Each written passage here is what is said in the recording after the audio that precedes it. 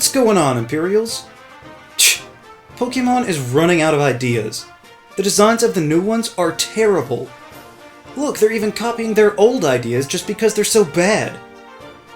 That's what some people say, and they're pretty wrong. But they do have a point with that last one.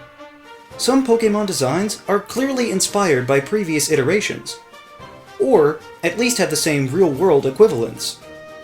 But instead of looking at repeats that didn't quite live up to the original, let's focus on the ones that pulled it off just as well, or even better. So, here are the top 6 best Pokémon rip-offs.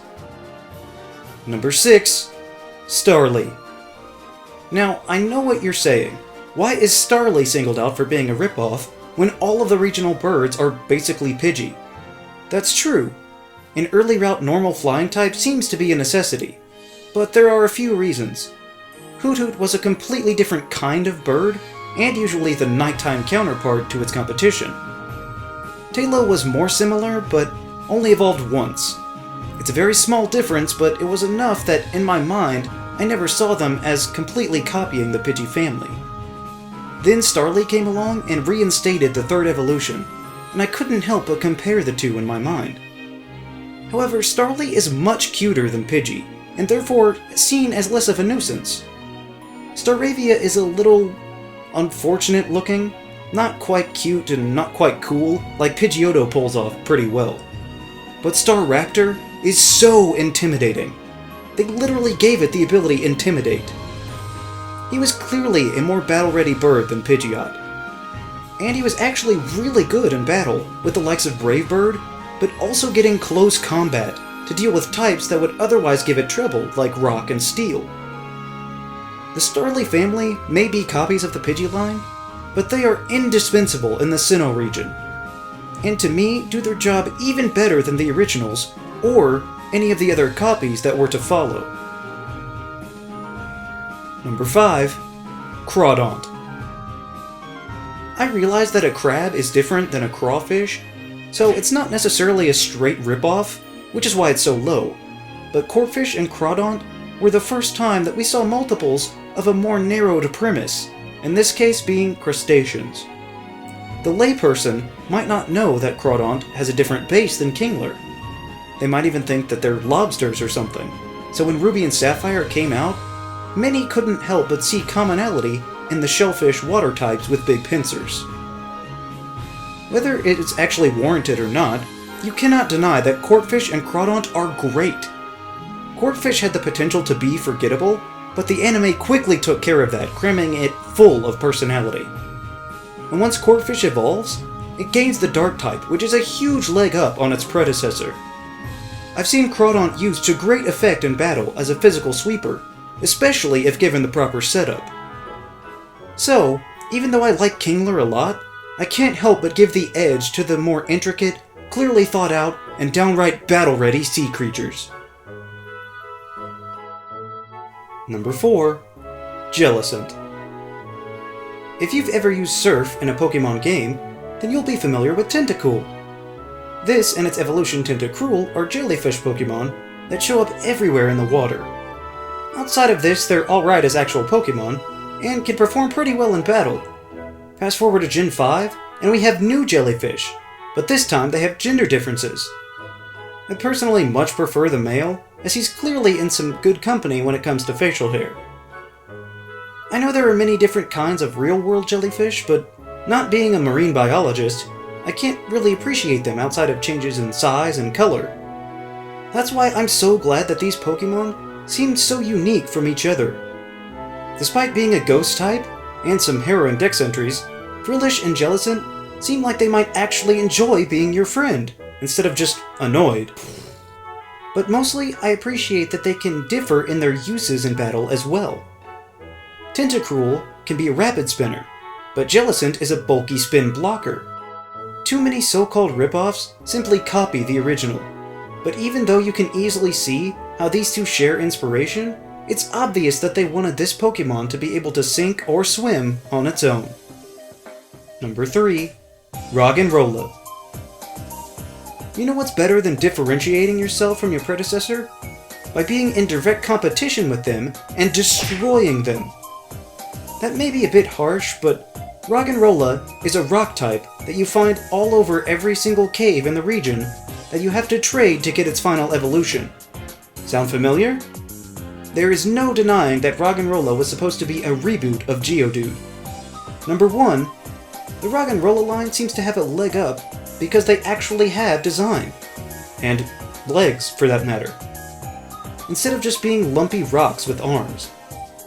These sharp angles and crystals made the cave dwellers visually dynamic. But Roggenrola doesn't have the ground type. Great! So now grass and water moves are regularly super effective instead of times 4? And that's from somebody that loves the ground type. What else you got? Because many players will appreciate the newer versions better simply due to the fact that they won't explode in your face. In Gen 7, they each got new toys. Geodude in the gang got some magnets, I guess, but Gigalith received the Sandstream ability.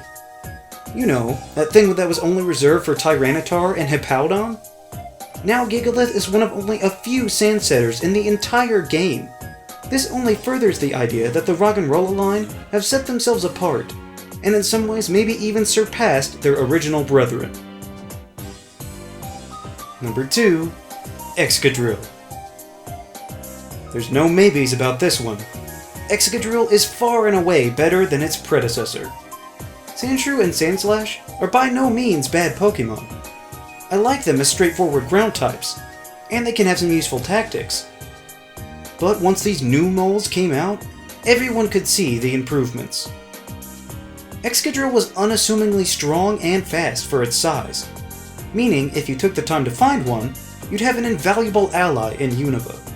One of the most helpful aspects was obviously the added steel typing, providing increased defenses on top of the other great stats, and many resistances that Sandslash didn't have. There's pretty much nothing Sandslash can do that Excadrill can't outclass it in, having nearly identical movesets and abilities.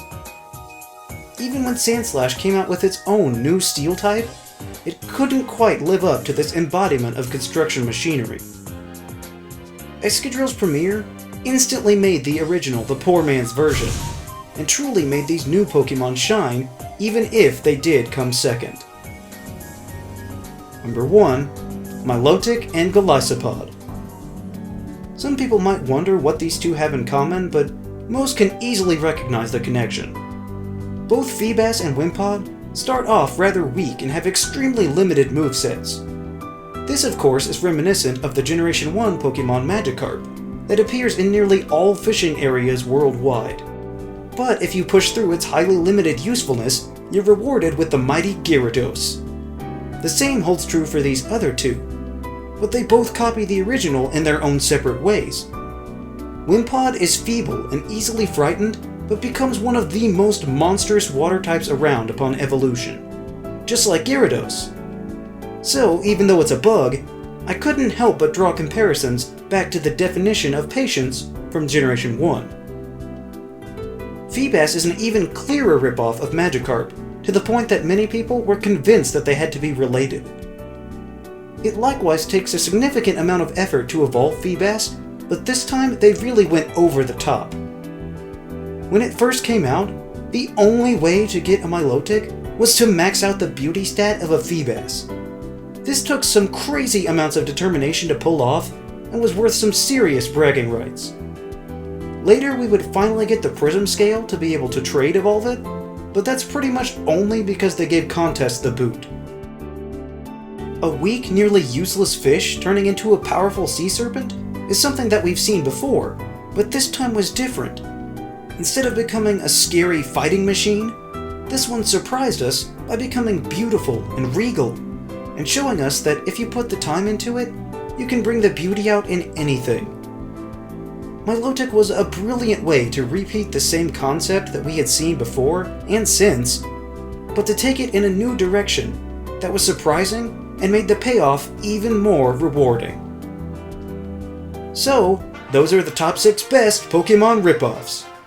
Which repeat Pokemon are your favorites? Let me know down in the comments.